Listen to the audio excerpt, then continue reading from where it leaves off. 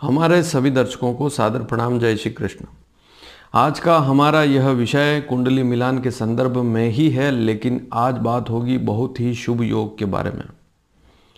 और इस शुभ योग को आप मिलान में देख सकते हैं। अर्थात मेरे कहने का अर्थ यह है कि यदि आपका लड़का है और आज जो योग बता रहा हूँ वह योग किसी लड़की की कुंडली में है और उस लड़की का मिलान आपके लड़के के लिए आया है, तो उस लड़की के साथ आप विवाह कर सकते हैं। इसी प्रकार यदि आपकी लड़की है और जिस लड़के से आपकी लड़की का मिलान हो रहा है और उस लड़के की कुंडली में इस प्रकार का योग है, तब आप भी उस लड़के के साथ अपनी लड़की का विवाह कर सकते हैं। इस योग के प्रभाव से विवाह के बाद लाभ की स्थितियां अच्छी रहती है, घर में सुख समृद्धि और भौतिक सुख संसाधनों की वृद्धि होती है और इसके साथ ही मान सम्मान पराक्रम की भी वृद्धि होती है। तो आखिर ऐसा कौन सा योग है जिस योग के प्रभाव से मिलान शुभ हो जाता है? तो मिलान करते समय इस योग को देखना भी अति आवश्यक है। तो आज इस शुभ योग को समझने के लिए आपको इस वीडियो को पूरा देखना होगा। जब तक आप इस वीडियो को शुरू से अंत तक नहीं देखेंगे तब तक आप इस वीडियो की एक भी महत्वपूर्ण जानकारी नहीं ले पाएंगे। बहुत ही सरलता से समझें, इसको क्लिष्टता से ना समझें। और दूसरी और प्रमुख बात, यदि आज तक भी आपने हमारे चैनल को सब्सक्राइब नहीं किया है या आप पहली बार हमारे इस चैनल को देख रहे हैं, तो हमारे इस चैनल को सब्सक्राइब अवश्य करें, जिससे कि आने वाले महत्वपूर्ण वीडियो भी आपको समय पर मिल सके। तो शुरू करते हैं। सबसे पहले तो आप इस चार्ट को देखिए। हमेशा इस चार्ट को मैं बताता हूं और यही बात कहता हूं कि इस चार्ट को तो बताना अति आवश्यक है।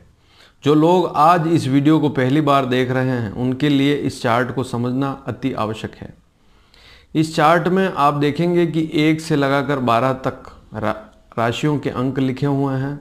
उसके बाद राशियों के नाम लिखे हुए हैं। मेष, वृषभ, मिथुन, कर्क, सिंह, कन्या, तुला, वृश्चिक, धनु, मकर, कुंभ और मीन, 12 राशियों के नाम लिखे हुए हैं। और राशियों के आगे आप देखेंगे कि वहाँ पर राशियों के स्वामी भी लिखे हुए हैं। जैसे मेष राशि का स्वामी मंगल है, वृषभ राशि का स्वामी शुक्र है, मिथुन राशि का स्वामी बुध है, कर्क राशि का स्वामी चंद्रमा है, सिंह राशि का स्वामी सूर्य है, कन्या राशि का स्वामी बुध है, तुला राशि का स्वामी शुक्र है। इसी प्रकार वृश्चिक राशि का स्वामी मंगल है, धनु राशि का स्वामी गुरु है, मकर राशि का स्वामी शनि है, कुंभ राशि का स्वामी भी शनि है और मीन अंतिम राशि का स्वामी भी गुरु ही है। धनु और मीन दोनों राशियों का स्वामी गुरु होता है। लेकिन होता यह है कि हमारी जो कुंडली होती है उस कुंडली में इन राशियों के नाम लिखे हुए नहीं होते हैं। इसलिए जो मैंने 1 से 12 तक अंक लिखे हुए हैं वे अंक आपको कुंडली में लिखे हुए मिलेंगे। आपको अपनी जन्म कुंडली खोलनी है या आपके पास जो भी मिलान आया है, मान लीजिए आपकी लड़की की कुंडली में इस प्रकार का योग नहीं है, लेकिन आपकी लड़की के लिए या आपके लड़के के लिए जो मिलान आया है उस मिलान वाली कुंडली को खोलें। उसमें से लग्न कुंडली खोलें, जन्म कुंडली खोलें और उस कुंडली को ध्यान से देखें।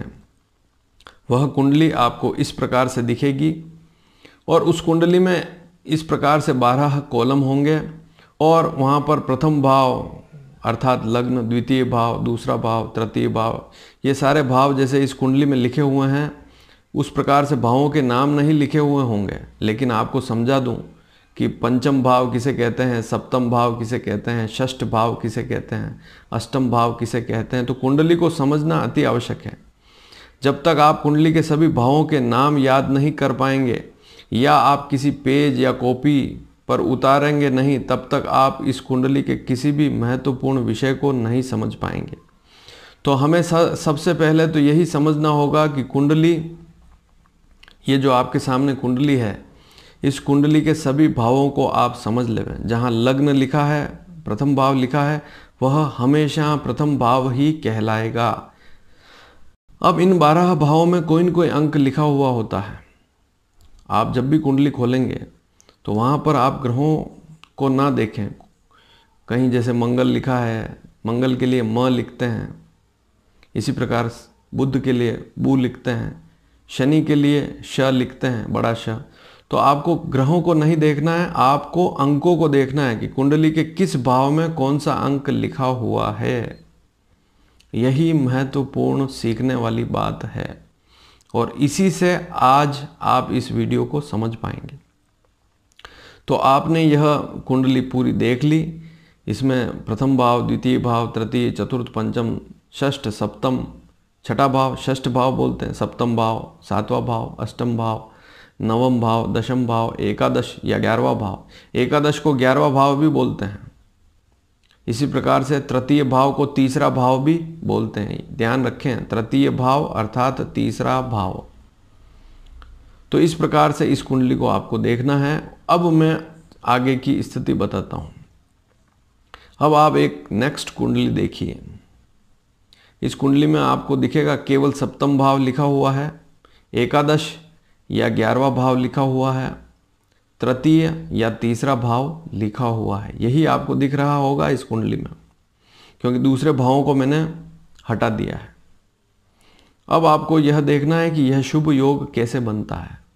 सप्तम भाव का जो स्वामी है आपकी कुंडली में, सप्तम भाव जो यहाँ पर इस कुंडली में सप्तम भाव देखें आप ध्यान से, इस कुंडली में सप्तम भाव लिखा हुआ है। वहाँ पर कोई न कोई आपकी या आपके लिए जो मिलान आया है, आपकी लड़की या लड़के के लिए जो मिलान आया है, कुंडली आई है, उस कुंडली में लग्न कुंडली, विशेषकर लग्न कुंडली ही देखनी है, क्योंकि कुंडलियां तो बहुत सारी होती है। तो लग्न कुंडली में सप्तम भाव जो है उसमें कौन सा अंक लिखा हुआ है उसको समझना होगा, और उस अंक से ही आप समझ पाएंगे कि वहाँ का स्वामी कौन सा है, सप्तम भाव का स्वामी कौन सा ग्रह है। मान लीजिए यदि सप्तम भाव में 1 या 8 का अंक लिखा हो, या तो 1 होगा या 8 लिखा होगा, ऐसी स्थिति में सप्तम भाव का स्वामी कौन होगा? मंगल। इसी वीडियो में सबसे पहले मैंने एक ब्लैक चार्ट बताया था, उसमें राशियों के अंक लिखे थे। यदि किसी कुंडली में सप्तम भाव में 2 और 7 का अंक लिखा हुआ है, इसका सीधा अर्थ यही हुआ, या तो 2 लिखा होगा या 7 का अंक लिखा होगा, तो इसका अर्थ यह हुआ कि शुक्र सप्तम का स्वामी हो गया। सप्तम के स्वामी को सप्तमेश भी कहते हैं। आपने बहुत सी बार YouTube पर वीडियो सुने होंगे सप्तमेश। तो सप्तमेश का अर्थ क्या होता है? सप्तम का जो मालिक होता है वही सप्तमेश कहलाता है। सप्तम भाव में यदि 3 और 6 का अंक लिखा हो, या तो 3 लिखा होगा या 6 का अंक लिखा हो, ऐसी स्थिति में सप्तम का स्वामी बुध होगा। सप्तम में 4 का अंक लिखा है तो चंद्रमा स्वामी होगा, 5 का अंक लिखा है तो सूर्य स्वामी होगा, 9 या 12 का अंक लिखा है तो गुरु स्वामी होगा सप्तम का, सप्तमेश गुरु बनेगा ऐसी स्थिति में।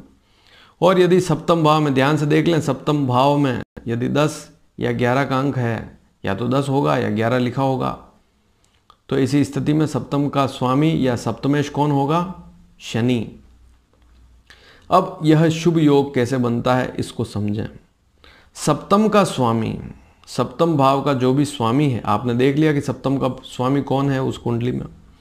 और सप्तम का स्वामी ऐसा योग जो है आपकी बच्ची या आपके लड़के के जो हॉरोस्कोप है, लड़के की जो कुंडली है उसमें भी हो सकता है।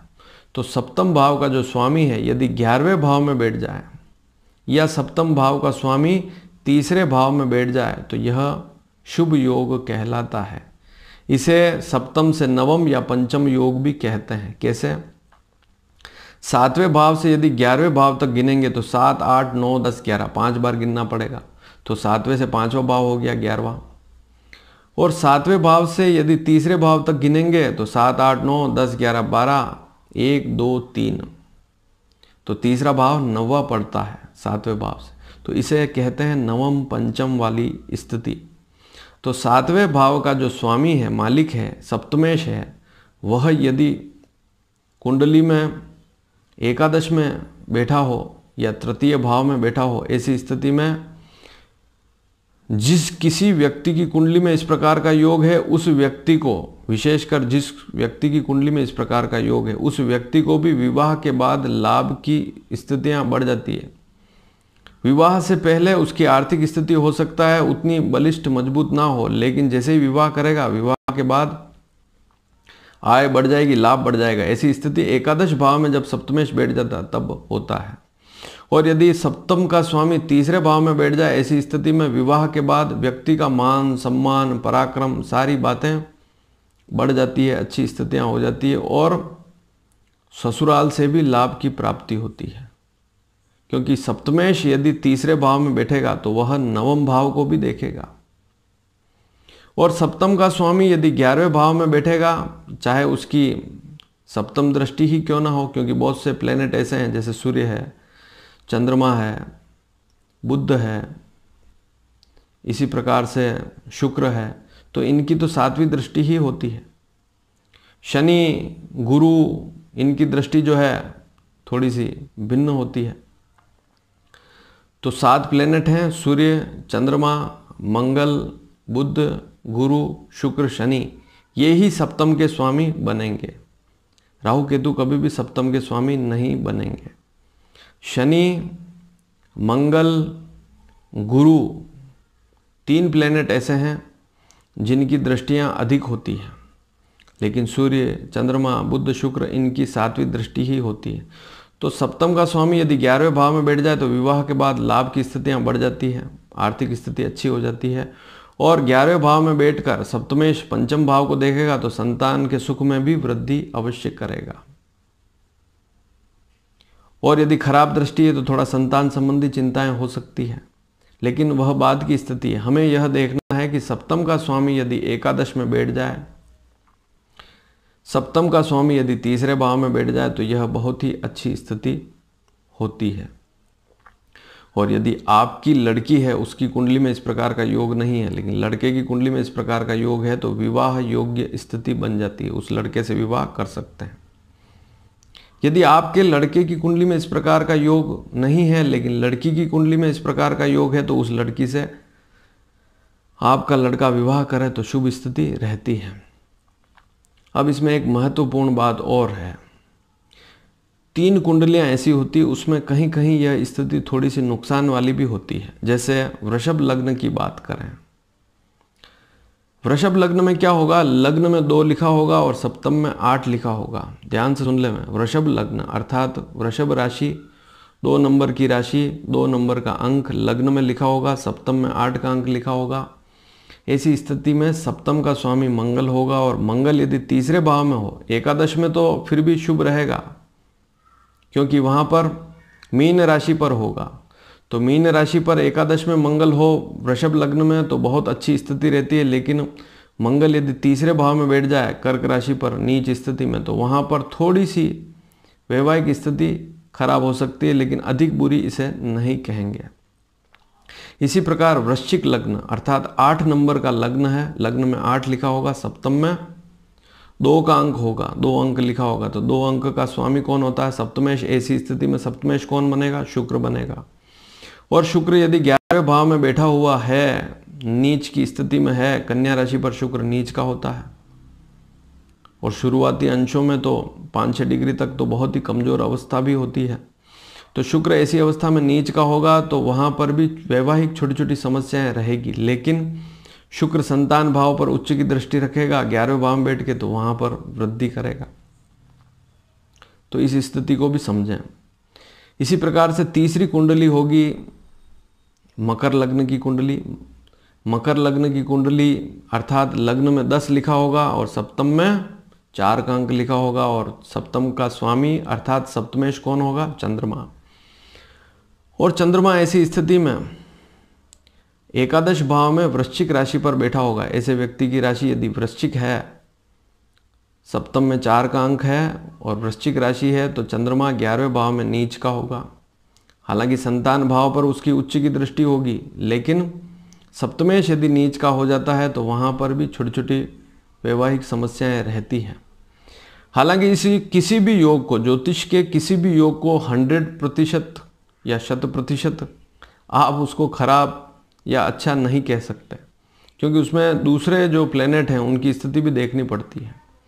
मान लीजिए कहीं पर सप्तमेश पर अच्छे ग्रहों की दृष्टि है तो स्थितियाँ बहुत शुभ हो जाएगी। जैसे मैं बता रहा हूँ कि चंद्रमा वहाँ पर नीच का है लेकिन गुरु की दृष्टि हो सप्तम में, या उस चंद्रमा पर भी गुरु की दृष्टि हो, तो ऐसी स्थिति में वैवाहिक स्थितियाँ शुभ हो जाती है।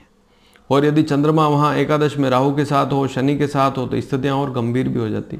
तो हमें केवल और केवल हर स्थिति में सावधान भी रहना पड़ेगा। केवल और यूँ नहीं समझ लें कि यह स्थिति हमेशा शुभ ही रहेगी, पंडित जी ने बता दिया यूट्यूब चैनल पर, तो उसे हमें अच्छी तरह से देखना भी होगा। और यदि आप और भी कोई जानकारी चाहते हैं तो मुझसे प्रश्न करेंगे तो मैं आपको अवश्य बताऊंगा। लेकिन सप्तम का स्वामी अधिकतर मामलों में यदि अकेला बैठा हुआ है, किसी पाप ग्रह की दृष्टि नहीं है और 11वें या तीसरे भाव में बैठा हुआ है सप्तमेश, तो यह स्थिति बहुत ही शुभ हो जाती है। चाहे आपकी लड़की की कुंडली में यह योग हो, तब भी उस लड़की का विवाह जब भी होगा, विवाह के बाद उसकी स्थिति, उसकी नौकरी, उसके कामकाज सभी में उसको लाभ मिलेगा।